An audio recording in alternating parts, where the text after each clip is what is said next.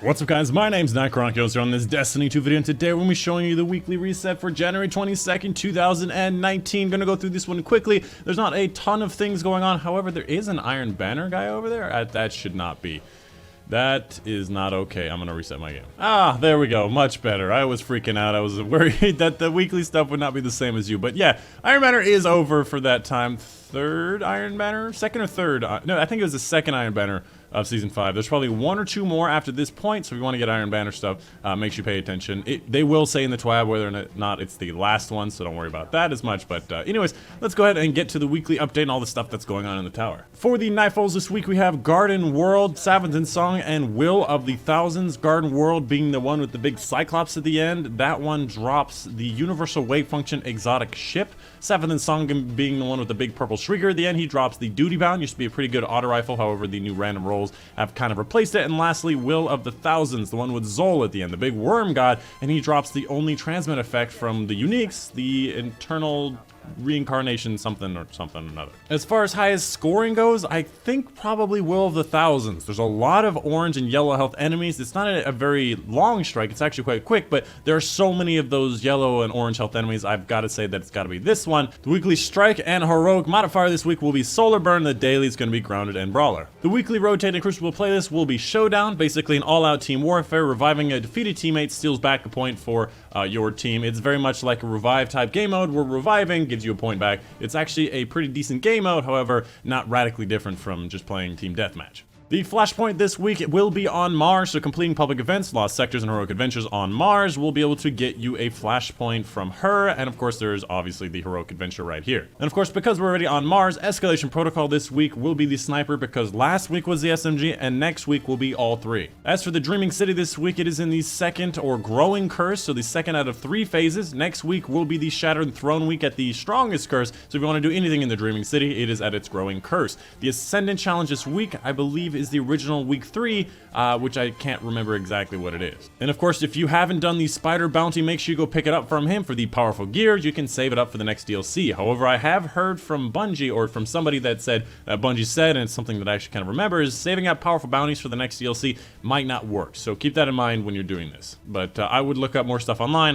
I'm not too certain. As for the Prestige Leviathan this week, the Arms Master is auto, and anything, and the modifier is going to be Arsenal, where weapons have no reserve, and you just keep on emptying the clip of one to refill the clip of the next. Basically, you want to pick the most powerful weapons you have possible. By the way, autos also include the trace rifles, so if you want to do it this week, I would recommend some trace rifles and some whispers and whatnot. I think Whisper actually still gives you white nail, but I can't remember exactly. As for Eververse this week, let's go ahead and go through her weekly stuff. First off, she's got Let's Chat, basically the guy sitting in the chair. You've probably seen it all around the tower, a couple of different things. I'm going to be scrolling across the top to just show you what they are, nothing really too special. The Ghost Shell is going to be the scanners, the scanner version, so Vanguard Scanner, Crucible Scanner for those tokens at higher frequency. You have the helmet option for here. I believe in any character that you pick, it'll be specific to that character, and it has these perks on it, which is actually pretty good, you know? Rocket Launcher Scavenger is really good for cheesing Riven, you know, something that I never do, no, ever. And it's a good combination with heavy lifting. Moving on to the rest of it, again, just kind of scrolling across the bottom in case you wanted to pause and see what you got going on, but this is the basic of what it's going on. Whoa, that's new. Alright, so I think that this is new. Oh, wow, okay. That's actually a kind of cool skin on it. So there's a new bundle with this skin, which I don't believe is in Eververse right now, otherwise I'd have it. And it paints the Suros Regime, a weapon that I don't think I've ever seen anybody use ever. It's a good weapon. It heals you on certain kills and bottom half magazine more damage. It's a good weapon. I don't ever see anybody use it, but there's a really dope skin for it now. And of course, make sure you pick up your bounty for this week, Rise to the Challenge, in case you wanted to get a Prismatic Facet, which will allow you to get any one of these Prismatic Matrix items, which, oh hey, look, I stand corrected. There it is.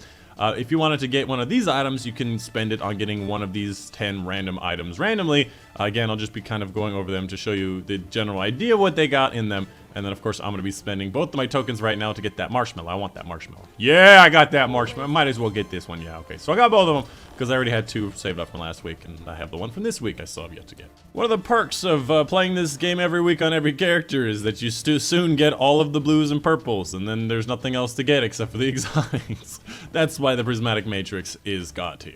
As for Benedict's inventory today, again, I'll just be scrolling across the inventory in case you were interested. Most of these are Leviathan and Prestige Leviathan. Of course, you can see the symbol Warmind here. That means the Spires of Stars. And finally, we have the Sniper Rifle. A pretty good Sniper Rifle because of the Snapshot. However, there are new Sniper Rifles with Snapshot that you can get your hands on. For example, the Supremacy is a really good kinetic one for a replacement for this, and there's a lot of other snipers in the energy slot as well. For Hawthorne, just going to quickly go across the dailies and the weeklies as regular, and then go across the clan bounties at the bottom. Now these, I said clan bounties, I meant the raid bounties.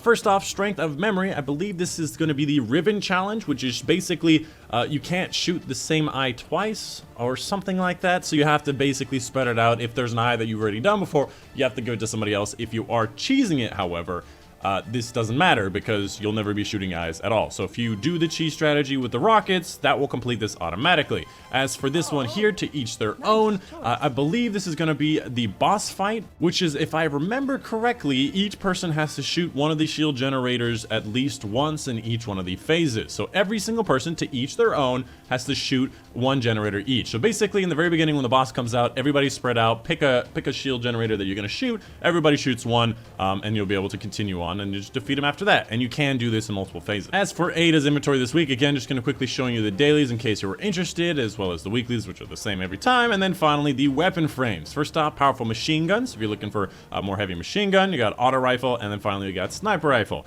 From these, I would say sniper rifle is something you should look into. It has the ability to get kill clip on it, and in PvP that allows you to one-shot body shot. However, obviously you do have to get a kill, whereas something like Izanagi's Burden, you can one-shot anyways with just a bunch of ammo. Outside of that, auto rifle, you can have some pretty decent rolls on it. I have a Dragonfly kill clip, I believe, with a flared magwell or something like that. It's pretty dope. And then finally, heavy machine guns. There's so many great possibilities with this, I can't even begin to describe.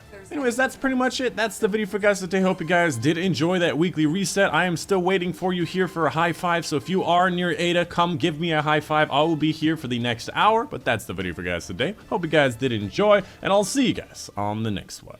Bye-bye! Oh, I didn't even notice there's a forge right there. Do you see that? There's a forge frame there. Oh, look at that. Huh.